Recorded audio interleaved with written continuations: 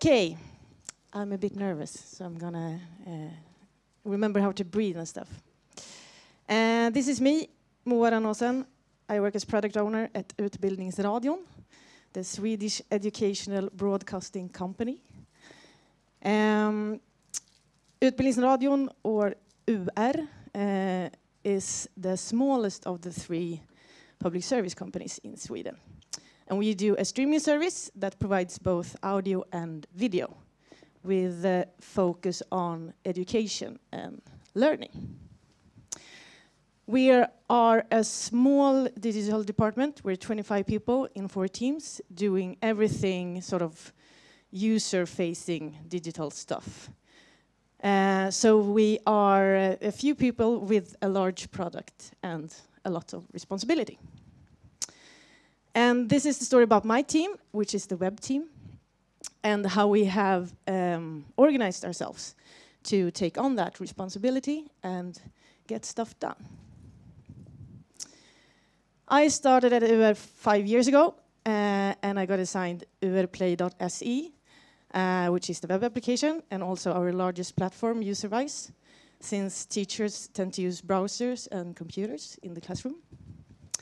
And I started working with the web team that was not a happy team. They hadn't released code in several months. They had built this huge CMS thing that was just sort of sitting there. We had a backlog that was chaotic and very, very long. There were bugs in there. They were 4 years old. And the team were working on different stuff. They were like scattered all over the place. And they weren't a happy team. They didn't have fun at work. So something had to be done. And we started with just releasing that code. It wasn't perfect. And there's the slide. But it worked. And it still works today. And then I went into the backlog and started cleaning like a very crazy cat and deleted stuff. We agreed on a very pragmatic bug policy, and it still works today as well. And then we decided that one thing can actually be the most important thing, and we can work on that thing together as a team. So we came out a bit more aligned, working more as a team, focusing on the same thing, but there were still things that held us back. And the irony of this was that the most hard part for us was releasing code. It was a lot of manual work. It took a lot of time. And when you had released, there was really no way of rolling back. So if you fucked up, you fucked up. And you might get yelled at by people. So this, of course, created a lot of insecurity in the team. They didn't want to release code, which is bad. So something had to be done. This is David. He is our DevOps person. We have a person, not a team. And what he did was that he built a CI/CD pipeline for us.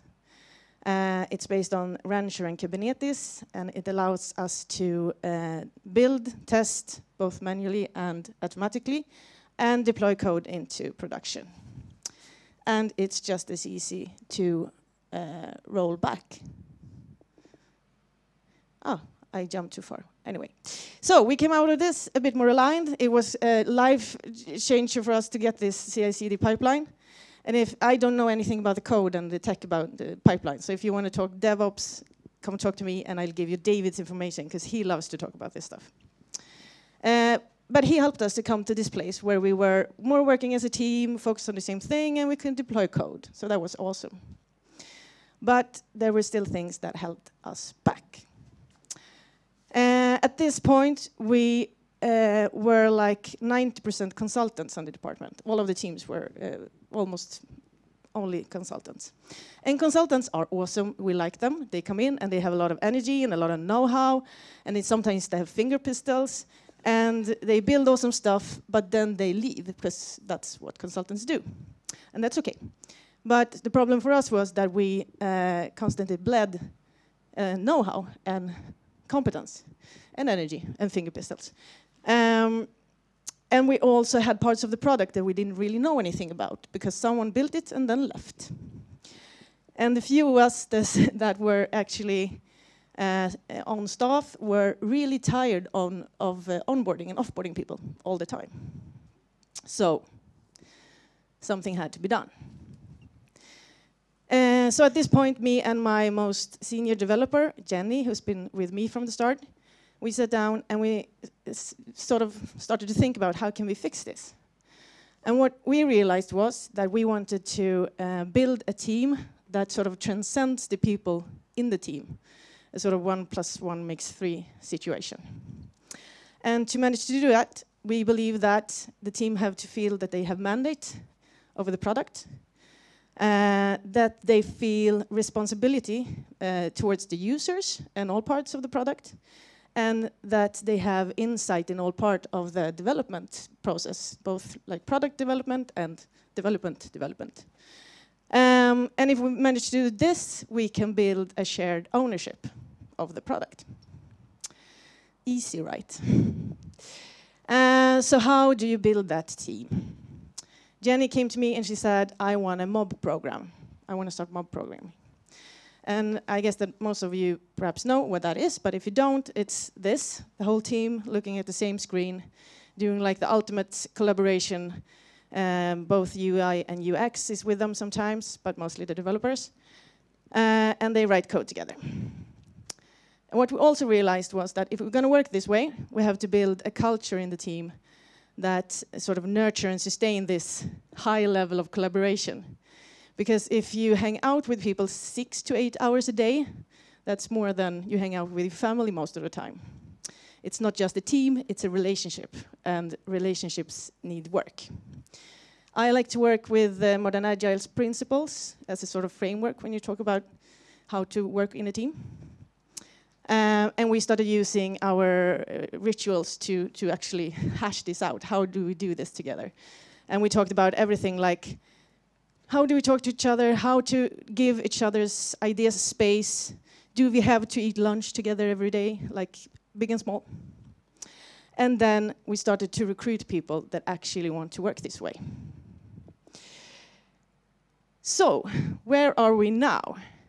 We are a fully staffed, cross-functional team with UX and UI, working this way, and they love it. We have a feeling of co-owning this product. Everyone has stakes in all parts of the product development, because we are interested in doing the right thing for our users. We have a culture of communication, respect and care for each other. Otherwise, we will very fast get angry at each other, and that won't work. We mob 80 to 90% of our tickets, and the mob is sort of just keeps on mobbing. People can be on vacation or sick, and it just keeps rolling on. So we release code continuously. We've gone from releasing every third month to releasing 3 or more times a week. And we have fun at work. So we have gone from a place of great disorder to a place of productivity and security through collaboration. And finally, it's actually not about getting more stuff done. It's about getting the right stuff done continuously. This is me. If you want to talk, get in touch. Thank you for listening.